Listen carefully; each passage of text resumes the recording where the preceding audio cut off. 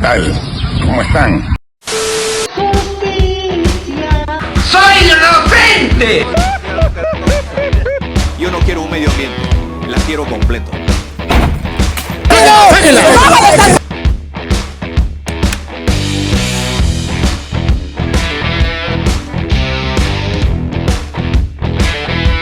¿Será que por fin el gobierno se hará una? Ayer, ante el paro de transportistas que generó caos, enfrentamientos entre ellos, paralización de actividades, costos excesivos para que la ciudadanía se traslade, el gobierno ha tomado, o mejor dicho, ha anunciado una decisión.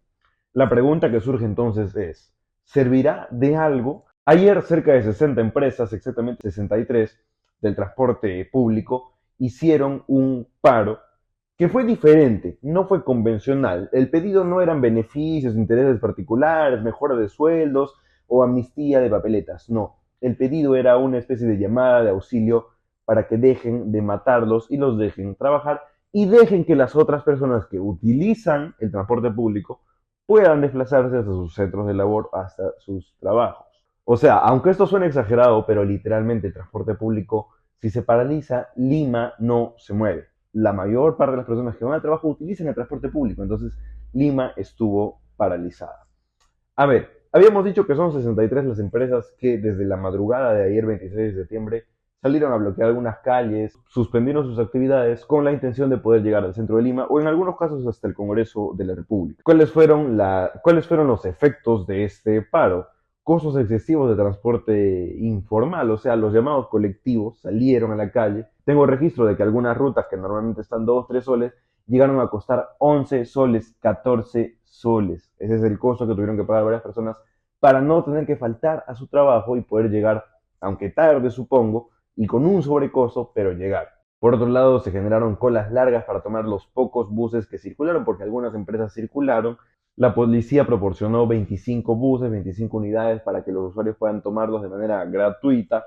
Se generaron colas largas e interminables en tanto el metropolitano como el tren eléctrico. Y lo más lamentable es que se generaron enfrentamientos entre personas del mismo gremio, porque el consenso era que nadie salga a trabajar, pero en algunos casos, algunas unidades, algunos choferes sacaron sus unidades para trabajar y se vio que eran detenidos, eran agredidos, les rompían las lunas, los golpeaban, se enfrentaban entre ellos, hasta un video se captó que se empezaron a tirar piedras o ladrillos.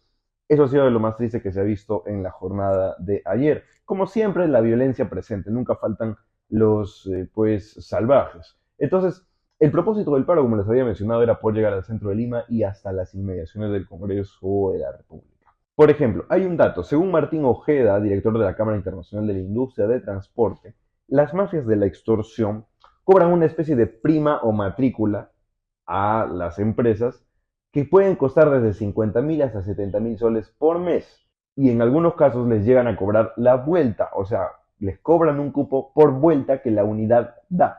Y esta vuelta puede costar desde los 12 hasta los 15 soles. O sea, una empresa con 80 unidades le estaría pagando 1.200 soles al día a los extorsionadores. Imagínense lo que recauda en un mes, hagan las matemáticas con esos datos. Ahora, en horas de la mañana, aproximadamente, si mal no recuerdo, a las 11, por ahí, algunos dirigentes, autoridades del gremio de transportistas fueron recibidos por Patricia Juárez en el Congreso de la República para poder dialogar y ver qué solución se daba. Y fue Patricia Juárez quien hizo el primer pedido de que las Fuerzas Armadas salieran a las calles a acompañar a la policía en sus labores de patrullaje o de inspecciones. Acá hay que decir que Patricia Juárez tuvo más agallas, por no decir otra cosa, que Santibáñez, que a horas de la tarde, casi noche, recién dio su anuncio. Y ahora, luego de toda esta jornada, anoche se comunicó que el paro hoy, 27 de septiembre, no iba a continuar. Esto, claro, según la declaración de las propias autoridades ante la reacción forzada, tardía del Ejecutivo en tomar una decisión. O sea, la reacción del Ejecutivo hizo que los transportistas digan, bueno, ok, nos sentimos un poco más seguros, mañana no va a haber paro, va a haber circulación normal.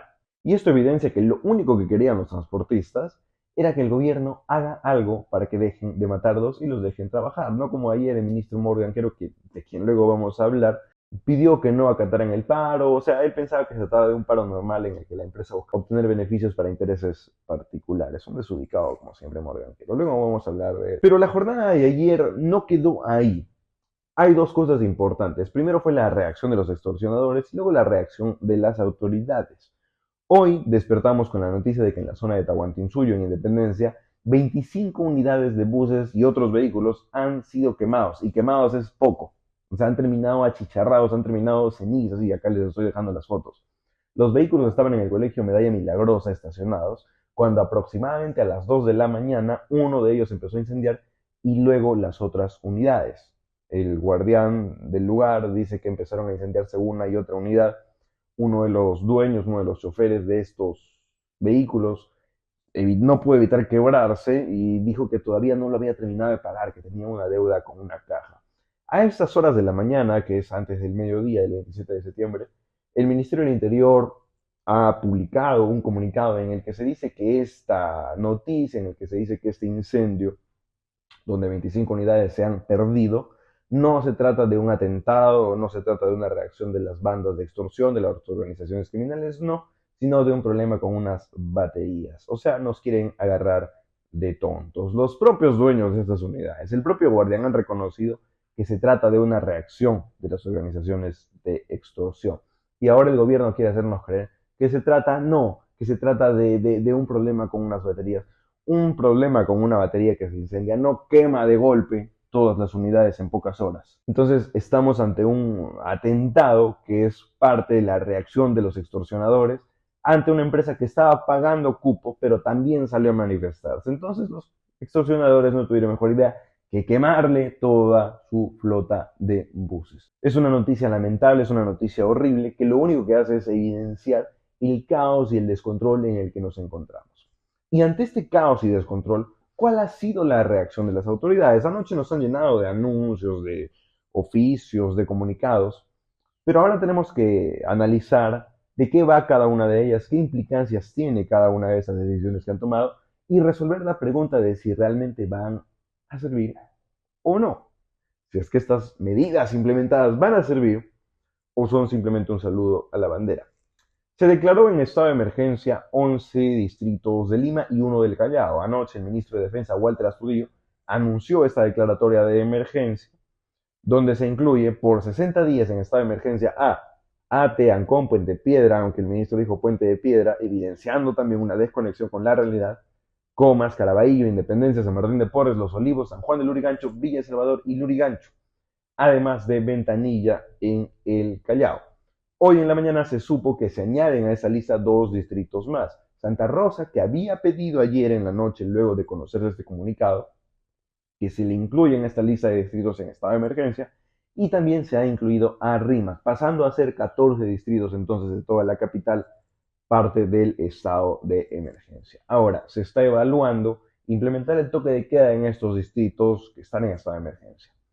Entonces vamos a analizar el estado de emergencia. ¿Qué es? ¿Para qué va a servir? ¿Qué se puede lograr? O si es que no va a servir. Nos estamos acostumbrando a que por cualquier circunstancia se declare en estado de emergencia, ¿no? Por cualquier cosa surge un estado de emergencia y la pregunta siempre es, ¿qué significa un estado de emergencia? Por si no lo saben, lo vamos a aclarar acá. En un estado de emergencia se restringen o suspenden algunos derechos constitucionales, el derecho a la libertad, a la seguridad personal, a la inviolabilidad de domicilio y a la libertad de tránsito y libertad de reunión. Ahora, junto con este estado de emergencia, otros anuncios se hicieron. Por ejemplo, las otras disposiciones que se tomaron. Remitir al Congreso un proyecto de ley que tipifica el delito de terrorismo urbano. Es decir, lo crea. Luego vamos a desarrollar bien qué quiere decir esta ley de terrorismo urbano, si es algo bueno o no. Por otro lado, se pidió o se ordenó o se comunicó, se anunció la ampliación inmediata del penal de Chayapalca en Tacna, ubicado a 4.800 metros sobre el nivel del mar, para poder mandar ahí a los delincuentes que formen parte de estos grupos extorsivos o de lo que podría llegar a ser el terrorismo urbano. Que quede claro que en la práctica esto ya es terrorismo urbano, solamente falta que en la teoría, dentro de lo legal, se considere como un delito como tal, porque eso que están haciendo esos desgraciados, eso que hacen estos malditos, como las fotos que hemos visto hace rato, donde se queman toda una flota de vehículos, donde están matando a los choferes, donde no te dejan trabajar, no te dejan abrir tu tienda, no te dejan abrir tu restaurante, ni los comedores populares están en paz. Eso es terrorismo urbano en la práctica. Entonces solamente falta que la ley lo contemple como tal, pero eso lo vamos a desarrollar luego, como les estaba diciendo. Y otra de las disposiciones del estado de emergencia es que se van a colocar cámaras de vigilancia en los buses. El ministro de Transportes y Comunicaciones, Raúl Pérez Reyes, anunció que se van a colocar cámaras de seguridad en 24.000 unidades en toda la capital, cosa que puede servir. Este es el estado de emergencia. Hay que considerar algunos antecedentes. O sea, como les había mencionado, ya nos estamos acostumbrando a que crisis por algo, estado de emergencia. Hay criminalidad y aumento de inseguridad en Trujillo, estado de emergencia. Inundaciones, estado de emergencia. Incendios, estado de emergencia. La minería ilegal en Patas Estaña descontrolada, estado de emergencia. Por todo quieren declarar estado de emergencia. O sea, se ha vuelto la medida favorita y única por excelencia de este gobierno, declarar el estado de emergencia. Y valgan verdades, los estados de emergencia que se han hecho hasta ahora, ninguno ha tenido resultado, porque les recuerdo, Patás sigue en estado de emergencia. Y ayer ha habido otro atentado, de eso vamos a hablar la próxima semana. Entonces, no están sirviendo. La Libertad, toda la región se declaró en estado de emergencia. ¿Ha mejorado la situación? No. Los incendios forestales fueron declarados en estado de emergencia. ¿Se han extinto todos? Hasta ahora no. Entonces, los estados de emergencia no son por sí solos, o sea, la declaratoria de estado de emergencia no sirve. Pero puede haber algo que lo haga útil, y eso es de lo que vamos a hablar ahora. Se necesita que un estado de emergencia trabaje con una hoja de ruta. Y en esta ocasión, el gobierno, el Ministerio del Interior, el Ministerio de Defensa, el Ministerio de Transportes y Comunicaciones, ha presentado una hoja de ruta. Y tiene cosas interesantes que vamos a desarrollar luego. Por otro lado, se presentó el GOREX. Santibáñez cumplió lo que había prometido la semana pasada, que les habíamos comentado que no nos pareció una medida concreta con una reacción próxima. Presentó el GOREX, Grupo Operativo de Respuesta Inmediata a la Extorsión. Es una dependencia de la Policía Nacional del Perú que está integrado de momento por 100 policías, a los cuales se van a sumar 200 en condición de retiro. Habíamos dicho que crear una unidad exclusiva para tratar delitos de extorsión no era la mejor salida, porque ya existe una división de la DIRICRI que se encarga de delitos de extorsión y secuestro. No era una respuesta estratégica, pero bueno, la creó, la presentó su unidad Santibáñez, hizo su tareita. Lo ideal en realidad era fortalecer a la policía y brindarle no solamente la capacitación, sino también los recursos para poder enfrentar a la criminalidad. Pero bueno, él prefiere crear un grupo, una unidad, aunque en realidad Santibáñez siempre se ha opuesto a las unidades especiales, ahora él ha creado una. Qué absurdo, ¿no? Pero en fin, el ministro de la ineptitud. La opinión de algunos especialistas señala de que, si bien es cierto, existe ya una unidad que se encarga de este tipo de delitos, pero si se va a crear una que va a trabajar con mayor intensidad y que realmente aplique un plan de trabajo de inteligencia y de operativos bien dirigidos, esta puede tener resultados. Entonces, se ha creado su unidad, toca esperar ver qué es lo que va a hacer con ella. 100 policías son pocos. Si se añaden otros 200 que dicen,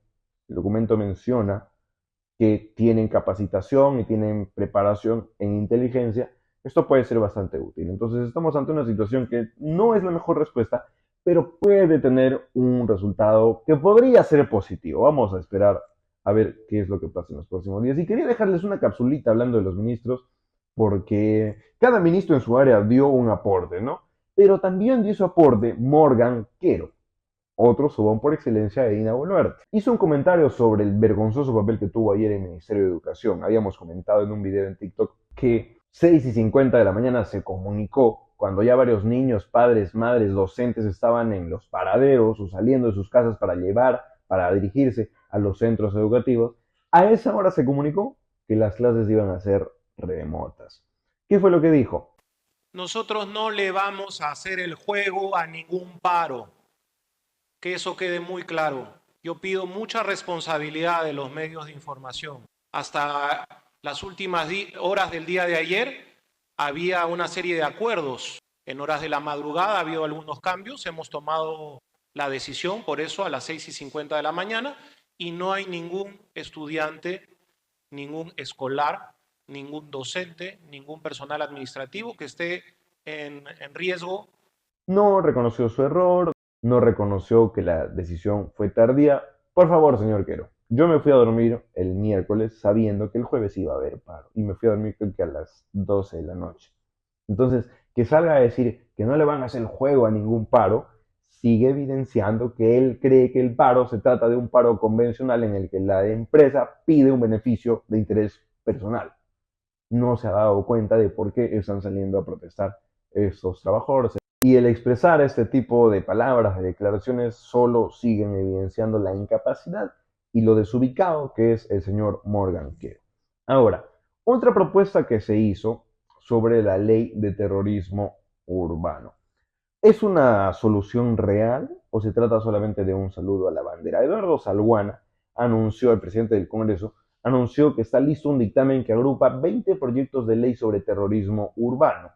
Resulta que en los últimos 2 años y medio se han presentado un total de 45 proyectos para enfrentar a la delincuencia con el endurecimiento de las penas, tratándolas como si se hablara de terrorismo urbano. Entonces, este dictamen agrupa 20 proyectos de ley que tipifican, o sea, crean el delito de terrorismo urbano para que éste sea tratado con sanciones específicas y que dentro de la teoría sean más rigurosas, o sea, penas mayores por tratarse de terrorismo urbano.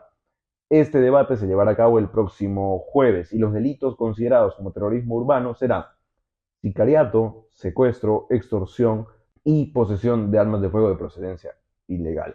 Se habla de que las penas podrían ir desde los 25 hasta los 35 años de cárcel por considerarse un delito de terrorismo urbano. Ahora, la opinión de algunos especialistas, como siempre. Nicolás Ceballos, director del Instituto de Criminología, dijo lo siguiente: se trata de una propuesta populista y demagógica. Lo que se necesita es reforzar la capacidad de acción de los operadores de seguridad y de justicia, nutrirlos de recursos. Esto solamente va a sobrecargar innecesariamente al sistema penal, cuando lo que necesitamos es hacerlo más efectivo. O sea, para él es una medida populista y demagógica.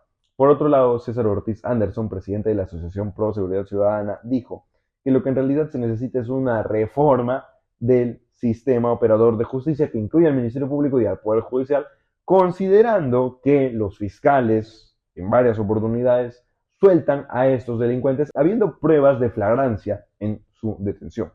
Entonces, este punto también es válido, una reforma en el sistema judicial que incluye Ministerio Público y Poder Judicial para que los fiscales dejen de estar soltando y dejando que se vayan libres y felices a seguir trabajando a estos desgraciados. Para César Ortiz, un factor positivo sería que los agravantes aumentan la pena y podría tratarse de hasta una cadena perpetua según lo que se está revisando. Entonces, en mi opinión, una ley que tipifique el delito de terrorismo urbano es necesaria. Es necesario que las cosas se toquen o se consideren o se tomen como son. Terrorismo urbano. Que haya más sanciones para el terrorismo urbano, sí, que haya más operativos para poder detener a estos terroristas que no necesariamente tienen que formar parte de una organización ideológica, de un grupo político, no. Simplemente están atemorizando, están llenando de terror a la sociedad y no los dejan trabajar. Entonces, creo que el Congreso de la República la próxima semana tendría que aprobar la ley que tipifica el delito de terrorismo urbano para que sea tratado como tal, no solamente en la práctica, como les había dicho, que en realidad sí es terrorismo urbano, pero ahora, si el Código Penal lo considera terrorismo urbano, se pueden tomar sanciones específicas y más rigurosas con respecto a cómo están procediendo estos desgraciados, estos delincuentes. Así las cosas, si el estado de emergencia solamente va a servir para hacer operativos de identidad y más de lo mismo, va a ser solamente un saludo a la bandera y eso no sirve.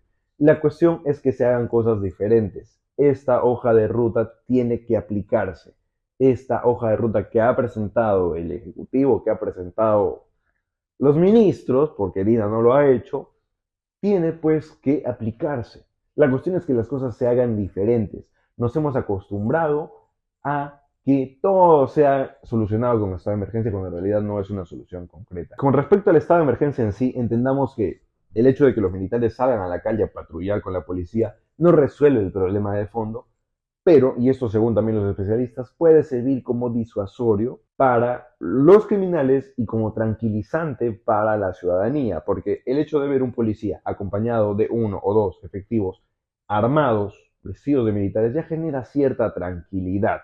Entonces, lo ideal es que sí, ya, los militares salgan y acompañen a los policías en sus operativos.